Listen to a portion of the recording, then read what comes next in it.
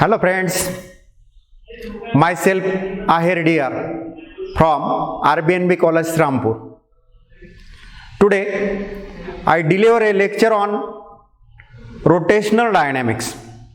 In this subtopic is angular momentum of a rotating body. Everybody is familiar with linear momentum.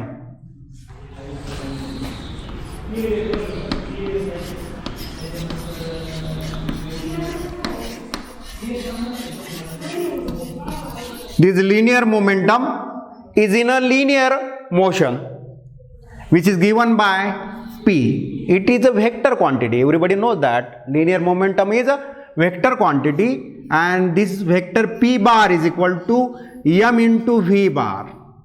So according to this formula, we can define the definition of linear momentum. It is as linear momentum of a body is defined as product of mass and velocity. So with the help of this formula, we can define the definition of linear momentum. Now, as it is product of mass and velocity, therefore its SI unit is SI unit of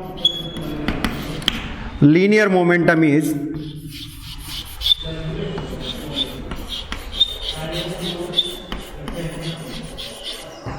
mass. SI unit of mass is kilogram.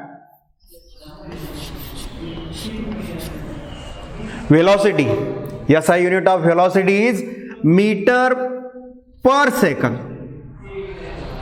So SI unit of linear momentum is kilogram meter per second. With the help of this formula, we can obtain the SI unit of linear momentum. Similarly, we can find out CGS unit of linear momentum.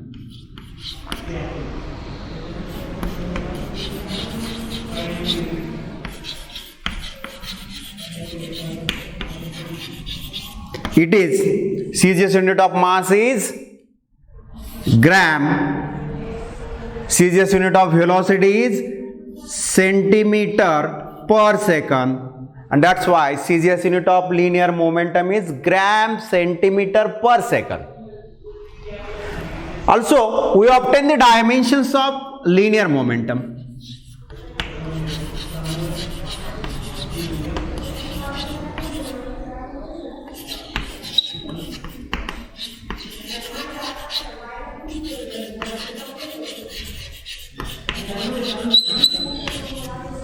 Dimensions of linear momentum are, in that case mass is present, so we write m raised to plus 1. Velocity means L raised to plus 1 and T raised to minus 1. So we write length plus 1 and second minus 1. So T raised to minus 1. So these are the dimensions of linear momentum. M raised to plus 1, L raised to plus 1 and T raised to minus 1. So this is about the linear momentum. With the help of this formula, we can find out linear momentum, its dimension, SI unit and CGS unit. So this momentum is along the straight line, that's why it is called as linear momentum. Now when path is curved path, then in that case momentum is called as angular momentum. Corresponding momentum is angular momentum.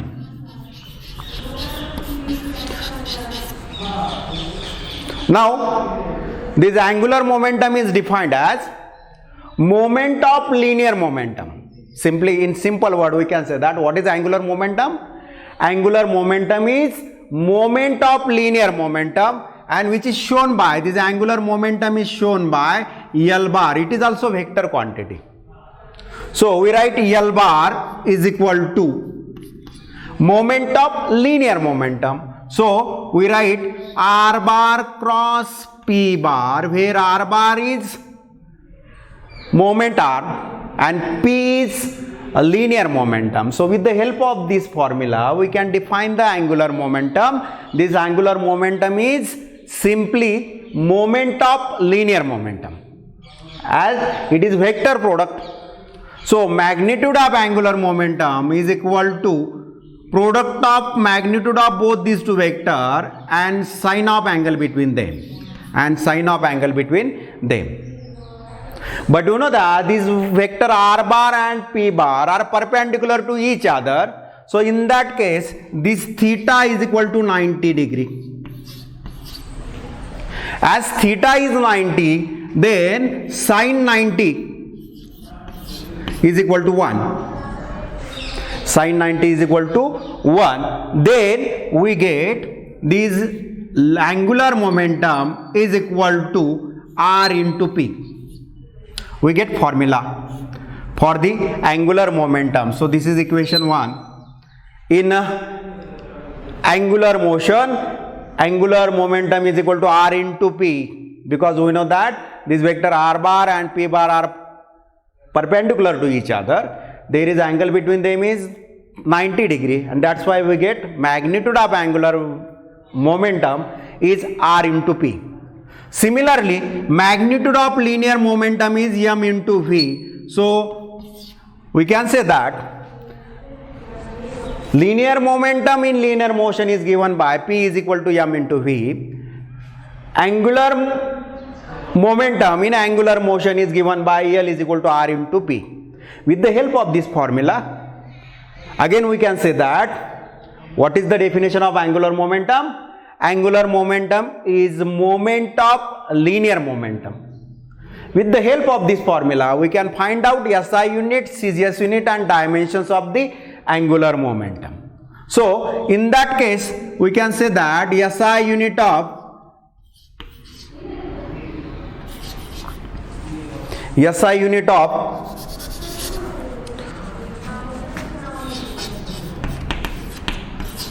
angular momentum L is,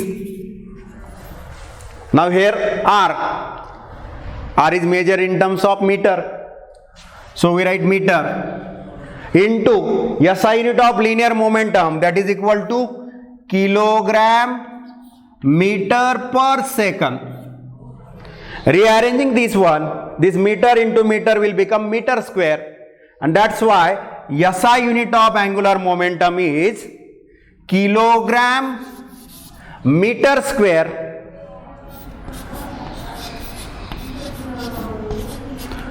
per second. Kilogram meter square per second. This is the SI unit of angular momentum. Similarly, we can find out the CGS unit of angular momentum. CGS unit of angular momentum L is, CGS unit of mass is gram, length is centimeter, so centimeter square per second. So in this way, we get CGS unit of angular momentum, that is equal to gram centimeter square per second.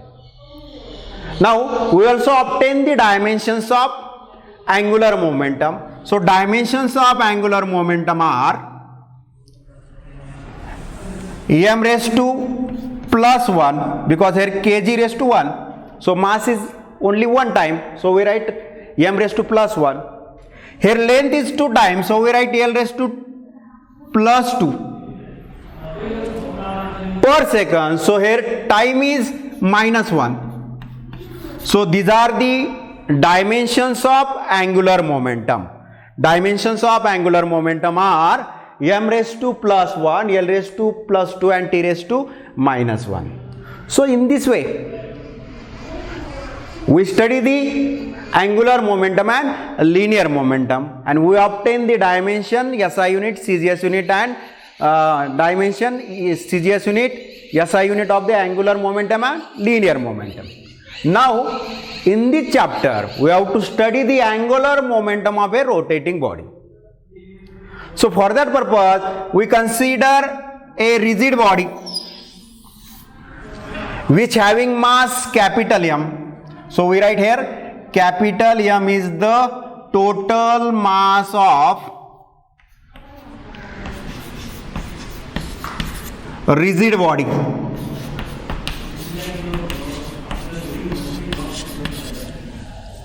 Now this rigid body rotating about an axis passing through the point O, this axis is perpendicular to the plane of the figure. In this way. And this body rotating in anti-clockwise sense with constant angular velocity, say omega.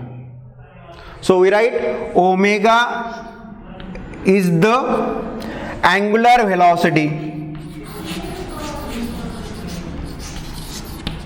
of a rigid body.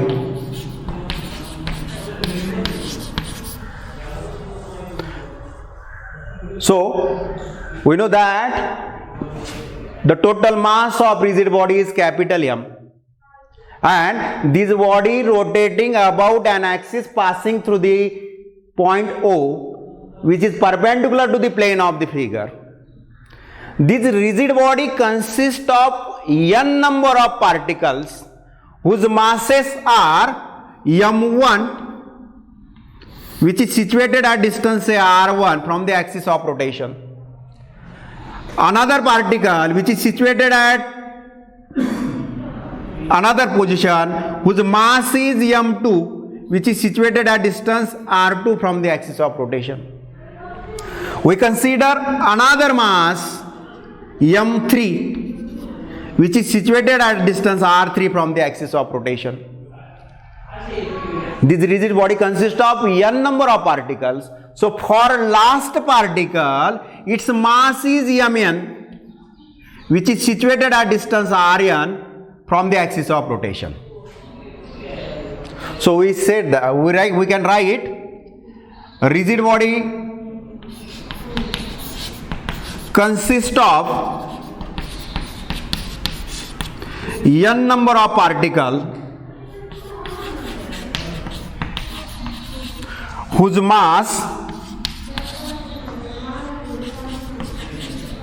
m1, m2, m3 dash mn, which are situated at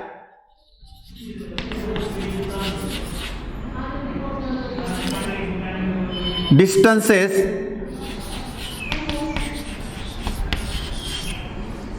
r1, r2, r3 dash rn from the axis of rotation respectively.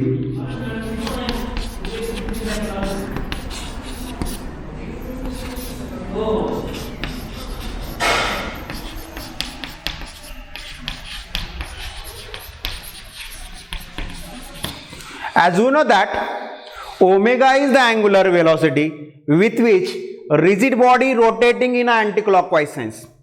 This omega is constant for all particles, but linear velocity of each particle is different. If we consider first particle of mass m1, then its velocity is given by v1.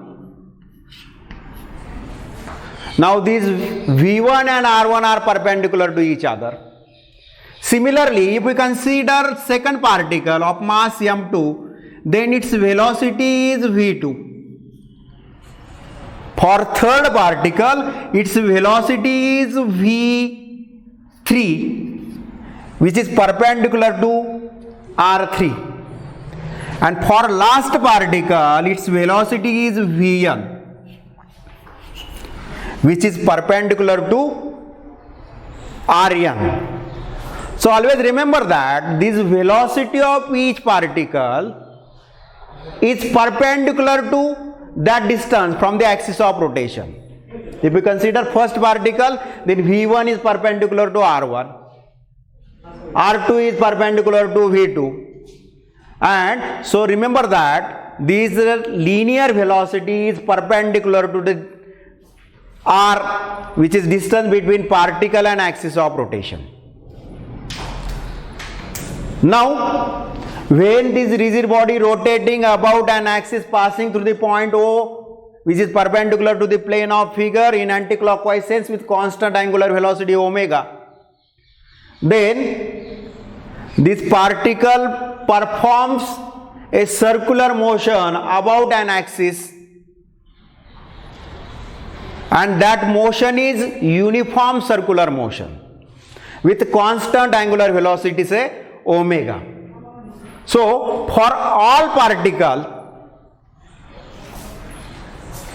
which are moving along the circumference of a circle with constant angular velocity omega, then all particles perform uniform circular motion, but its linear velocity is different for different particles.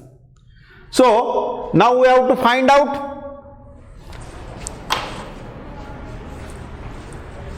velocity of first particle. If you consider first particle of mass m1 which is situated at distance r1 from the axis of rotation, then velocity of that corresponding particle is v1. So for first particle,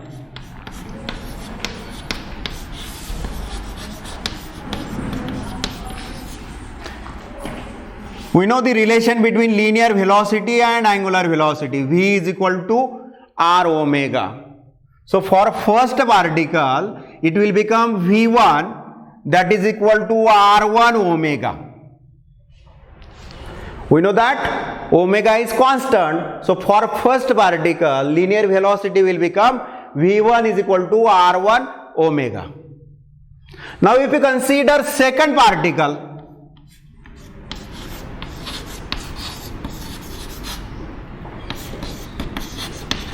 whose mass is m2, which is situated at distance r2 from the axis of rotation, then its linear velocity is given by v2. So v2 is equal to r2 omega. Then if you consider third particle whose mass is m3, which is situated at distance r3 from the axis of rotation, then its velocity is v3, and that velocity is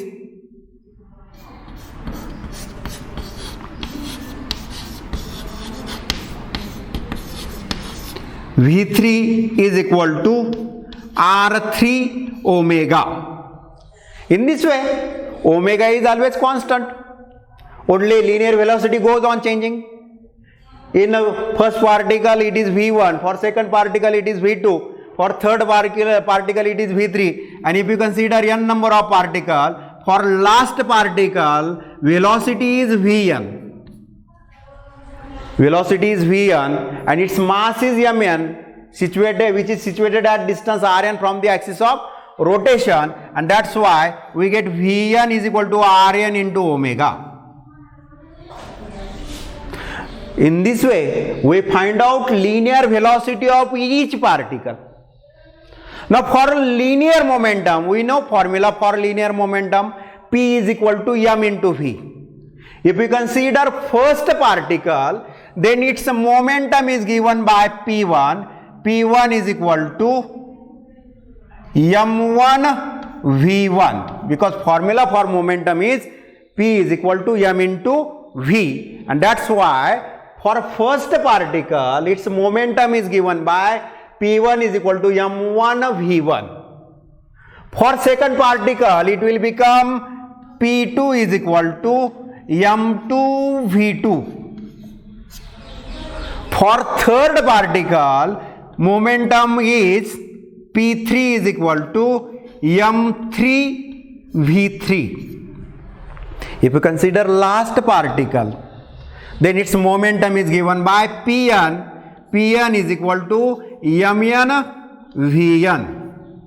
In this way, we find out the momentum of each particle, linear momentum of each particle. But we know that v1 is equal to r1 into omega. So we have to substitute value of v1 in this equation. So we get m1 into v1. v1 is equal to r1 omega. So we write m1 r1 omega, that is equal to p1. Similarly, p2 is equal to m2 r2 omega. For third particle, p3 is equal to m3 r3 omega. And for last particle, we get Pn is equal to mn Rn omega. So in this way, by using this formula P is equal to mv, we obtain the linear momentum of each particle, means P1, P2, P3 and dash Pn. But we know the formula for the angular momentum, or according to definition of angular momentum is moment of linear momentum. And we know the formula for angular momentum is L is equal to R into P.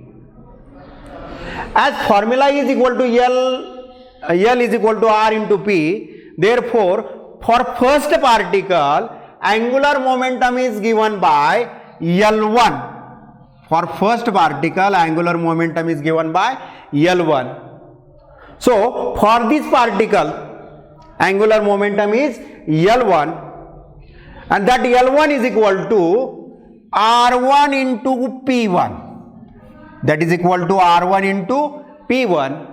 But we know the value of P1 is equal to M1 R1 omega. That's why we write L1 is equal to R1 into bracket M1 R1 omega.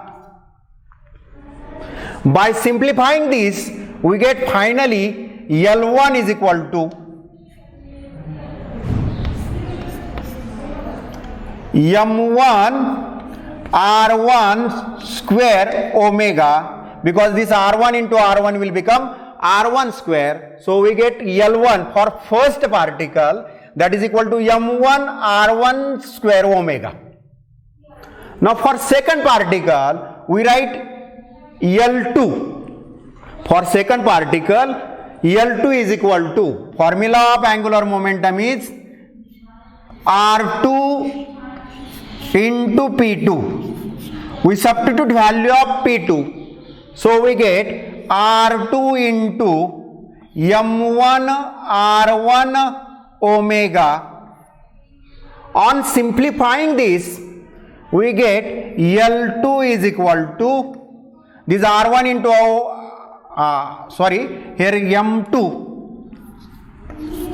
R2 omega. So this R2 into R2 will become R2 square. So we write angular momentum of a second particle is M2 R2 square omega.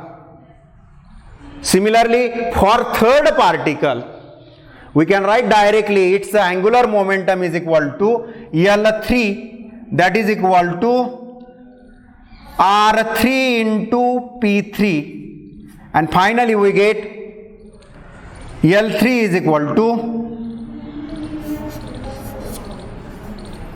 M3 R3 square omega. And for last particle we write directly angular momentum is equal to Ln, that is equal to Mn Rn square omega. So in this way we get angular momentum of each particle. L1 is the angular momentum of first particle, that is equal to M1 R1 square omega. Similarly, for second particle, its angular momentum is given by L2 is equal to M2 R2 square omega. For third particle, angular momentum is L3, that is equal to M3 R3 square omega. And finally, for last particle, we get angular momentum Ln, that is equal to Mn Rn square omega. Now we have to find out total angular momentum of a rotating body.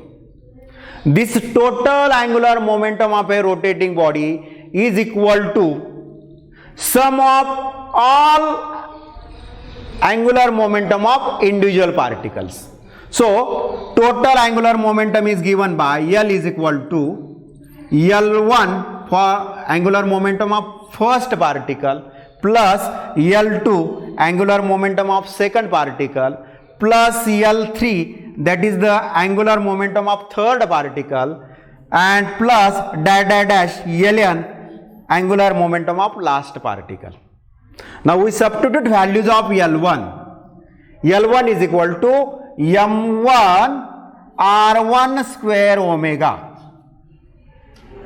plus L2 is angular momentum of second particle is m2 r2 square omega plus dash for last particle its angular momentum is mn rn square omega. So in this way we get total angular momentum. This total angular momentum is equal to m1 r1 square omega plus m2 r2 square omega plus dash mn rn square omega. Now by taking common omega, remaining is in bracket, so we write omega in bracket m1 r1 square plus m2 r2 square plus dash mn rn square. Bracket completed. So in this way we get L is equal to omega into bracket m1 r1 square plus m2 r2 square plus dash mn rn square. Now this bracket can be written in the form of summation. So we get L is equal to, we write directly value of this bracket in terms of summation. Summation tends to, summation I tends to 1 to n mi ri square. Now if we substitute value of I is equal to 1, then we get m1 r1 square. If we substitute I is equal to 2, then we get m2 r2 square, and we have to take sum of each term, and if we substitute I is equal to n, then finally we get mn rn square. So this bracket can be written in the form of summation and remaining is omega. But this summation I tends to 1 to n mi ri square is the moment of inertia. So we get L is equal to, finally we get L equal to I omega. We get final equation L is equal to I omega. Equation first, with the help of this equation first, L is the angular momentum of a rotating body, I is the moment of inertia, and omega is angular velocity. Now in this diagram omega is constant, I is the moment of inertia, and L is angular momentum. So we get new relation, angular momentum is equal to I into omega, where I is the moment of inertia and omega is angular velocity. So in this way we get another relation. We know the first relation, angular momentum is moment of linear momentum. Also we derive a new relation, L is equal to I omega. So in this way we derive the angular momentum of a rotating body. Now we stop here.